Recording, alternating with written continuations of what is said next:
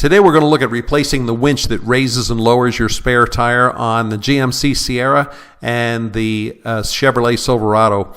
This vehicle here is a 2015, but quite a few different years use the same winch assembly. This is the original OEM replacement part that we're going to be using. I found this at the dealer for like $185. Found it at AutoZone, I think for $168.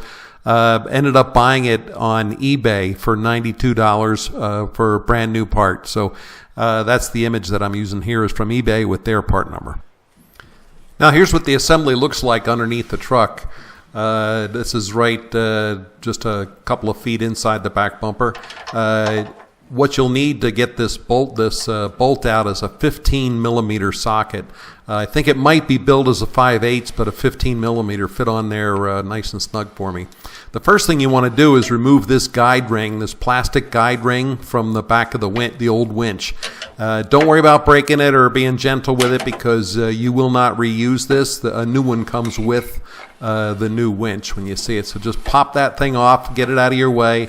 Easier to see what you're doing. Now you want to bend the tubing that houses your rod, your crank rod that comes in from the back bumper. Bend it slightly and take it off that drive post there.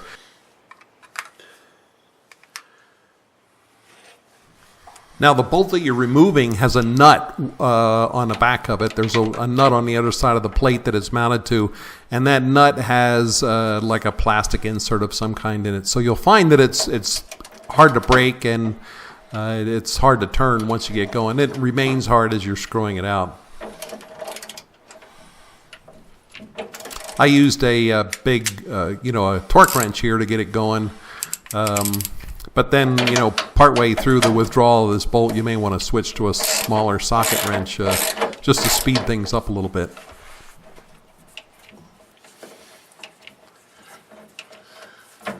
As you can see, there's only one bolt holding this on. The other side is a tab that fits into a slot there in the mounting plate above. Be careful you don't drop this on your face taking it down. That's not likely to happen because it's on there pretty good, but just bend it aside, pull it out of the slot, and you've got the old one out.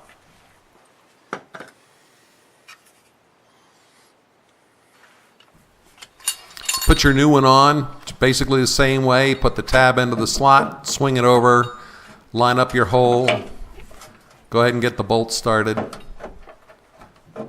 And once your bolt's started, go ahead and run it in with the socket ratchet.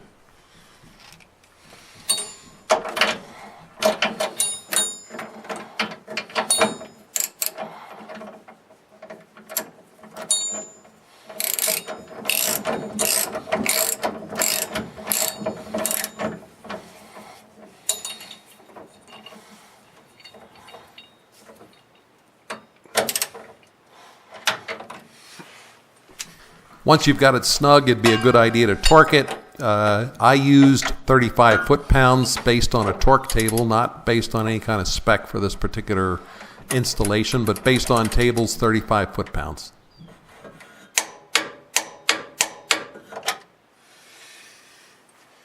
Now we're ready to go ahead and reassemble the guide tube.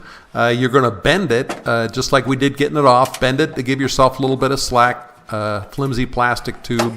Snap it over the post, and you'll see it snaps right into the guide ring. That's the guide ring we took off on step one. Snaps right in there. There's no need to take that off.